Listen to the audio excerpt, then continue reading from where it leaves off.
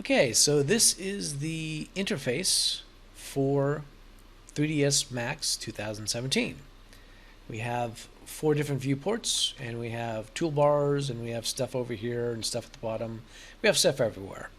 We'll try to cover a lot of things insofar as how they relate to actual production. There's so many different things in this program, just like any other program going, that really, you know, you could have a 12-hour video and still not cover everything. And we're not looking to do that. With this, we're going to focus on those things that you would primarily use, the tools and the methods for creating a production piece, a game resolution model with a game resolution prop that we can then set up UVs, textures, etc. So that's what we're going to focus on. This is going to be a production tutorial.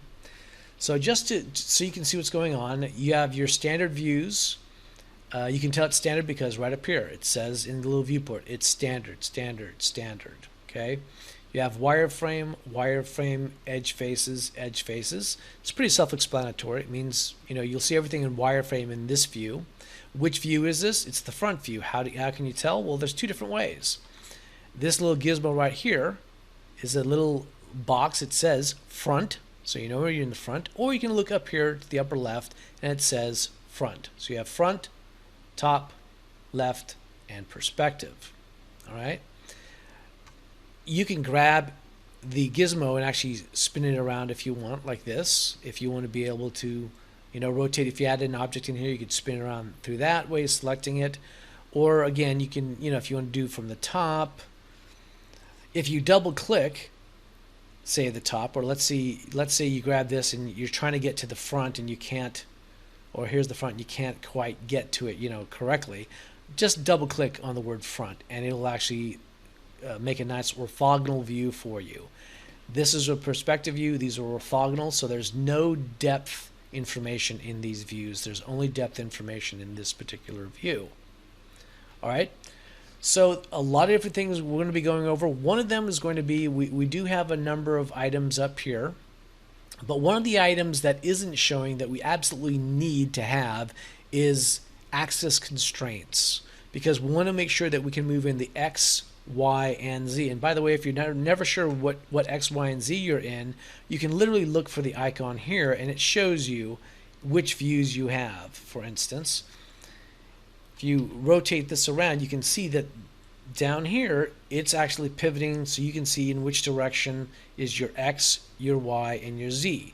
X, of course, is width, Y is depth, Z is vertical. I think that's in reverse from what Maya does, but that's just this particular coordinate system, okay? So it's really simple. Let's go ahead and get to the axis constraints. Now, generally, as a default, the axis constraints does not show up here. It is there, you just can't see it. So if you just right-click, you have your different command panel, main tool, axis constraints, layers, blah, blah, blah, blah, blah. Let's just go ahead and click the axis constraints. All right, so this is literally the X, Y, Z, and then the X, Y for your transform, which would, in your coordinate system. You can set it up. If you click and hold, you can see you can do Y, Z, and ZX. X, Y generally is the one that's most used. Obviously, I don't want it just floating around on my scene, so I can literally just drag it up and plunk it in this top row right here, and it now gets nestled right in there. Here's a little tab again. I can just click it. If you aren't sure, you can just drag it up here and drop. Okay. There's also, as we do the right click up here, there is also the ribbon, which is this section right here that says modeling, freeform, selection, object paint, populate. If you click that, it turns it off. It just gives you some more viewport real estate. All the things you get in that ribbon you can find up in the regular menu up here, or some of the buttons here, or some of the buttons on the side panels, but we'll get into that as well. But for now, I'll go ahead and leave the ribbon up there because again, it generally comes up with the standard viewport. All right, very important over here, you have several different little icons up here. If you hold your mouse over it without clicking on it, it'll actually tell you what it is. This is the Create tab. the Modify tab, the Hierarchy tab, which is also where you can affect your pivots, etc. You have, oops, sorry, I didn't mean to actually click on that. You have Motion, you have Display, and then you have Utilities. Utilities is a really nifty one. It's where you can collapse models, measure models, reset your X form when you have to. I mean, I know a number of people deal a lot with the resetting the X form. That's where you'd find it in here. And of course, there's more. Literally, the button says more. So let's go ahead and go to the Create tab, which is this plus. Just click it. And right off the bat, you have a number of different items up here. And you have the default setting should be standard primitives. Probably not something I have to explain for most people, but very quickly, it's just box, sphere, cylinder, torus, a teapot, text, cones, geosphere, tube, pyramid, plane. Okay. You can, in fact, if you just left click on it once, you can now see this as extended primitives, compound objects, and that's where we'll do Boolean, any Boolean operations, particle systems, patch grids, body objects, doors, NURB surfaces, windows, AEC extended. I think that's foliage and walls and things like that. Because one of the things that actually is very underrated in 3D Studio Max is a lot of people don't know you can actually, it actually has built-in foliage and things like that. It really actually comes in handy. Point cloud objects, dynamic objects, stairs, alembic, the metal ray, CFD, and max creation graph. Most of these we're not going to get into. We will be looking at the standard primitives. We might look at a few extended primitives in this tutorial. Certainly going to do compound object. And then we also have a dynamic object we're looking to create in this. All right. So if you just mouse over the next one, you have, see, one is geometry. The next one is shapes. You have lights, cameras, helpers. That's where you can measure things and stuff like that. Then you have the systems, and then space warps. Most of the time, especially in production, you're going to be dealing with geometry, and sometimes you set up cameras and you create new cameras, but it'll be geometry and the lights for the most part. Those are the two tabs you're most likely going to use more than anything else in 3D Studio Max. All right, just so we can see what's going on, let's go ahead and click Box. Right off the bat, it's saying, okay, you can actually name it. Here's the color that it's going to be. If I want to click on it, let's say make it blue. You can make it pink, red. You can make it black. I would not suggest black because it literally be like pitch black. So let's just go with blue right off the bat. I'll go ahead and leave that alone. And then I'm going to click, left click, and I'm holding. I haven't let go. I'm just left clicking. And let's say I want something like that. And then I just now drag up, all right? And you can see the length right here. Let's say we want to do it 110, and we can just change that to 110. That way, it's at least squaring the X and Y. Oops, I'm sorry. Let's do this again. There we go, 110, 110. And in fact, we can do the height 110 as well. So now, perfect cube, all right? As you can see, as I hold the mouse over like to where the vertex are, or where the points of the polygons are, it's saying, oh, hey, are you going to do something with this? And I'm not at this point. Not at this point. I just want to make sure it's there. All right. By the way, at least in 3D Studio Max, to move a model around, I can middle mouse and I can pan it. I can middle mouse and use the wheel and roll in and out, zoom in, zoom out. And of course I can rotate around, literally around the object by, well, in this case, it's my shortcut for this little item down here, which is the orbit. They used to call it arc rotate, but they now call it orbiting. There are several different choices in the orbit, by the way. One of the new ones, in fact, in 2017 is the point of interest, which is this one right here. Just to show you what's going on, if I click the top one and I zoom around, yes, you can see it's kind of doing like the whole scene. That's why it's not really centered all that well. If I just left click and then drag, that was what we were focused on it. It says it's focused on the selection. This one I don't actually even use, but I do know the point of interest one is, okay, where on this? Now you notice I accidentally clicked on the model, but there's this little tiny dot that shows up. If I click it here, it now rotates based on that point of interest.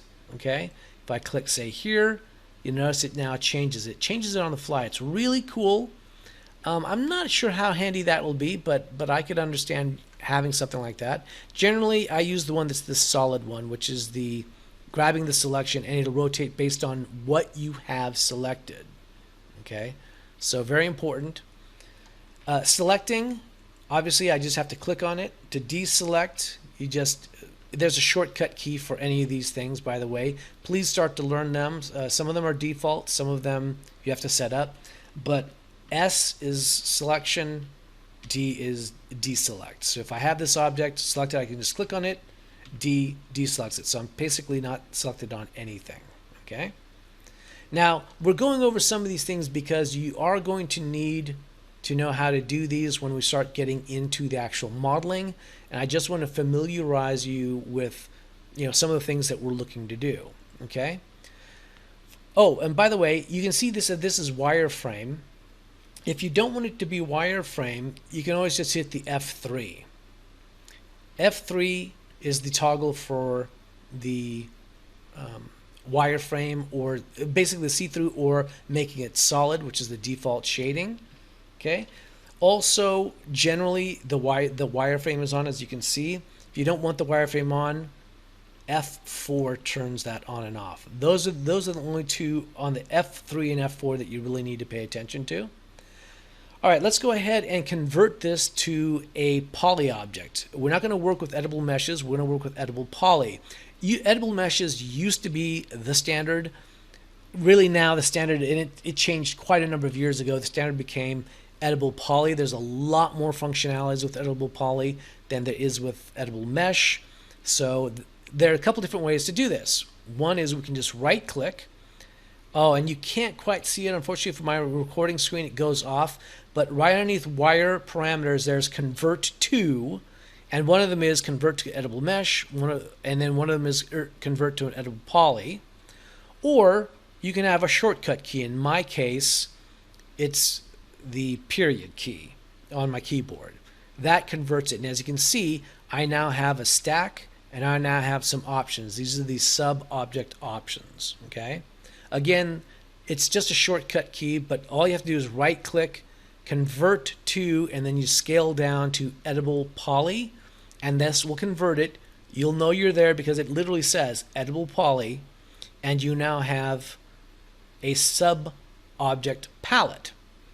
So to get to the different sub-objects like vertices, edges, borders, polygons, and the actual element itself, it's literally on your keyboard. Number 1 is your vertices. There you go.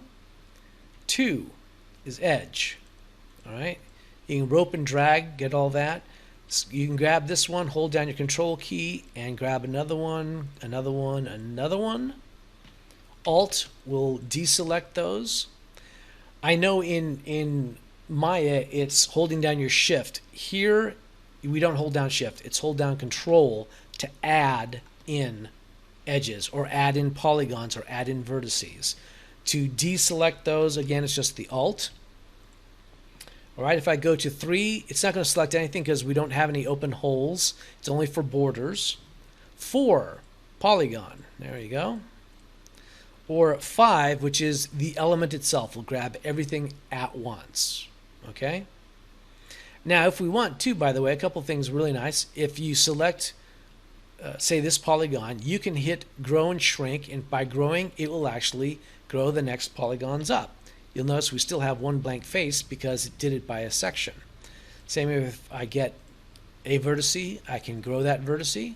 I can shrink it, grow it. Here's an edge.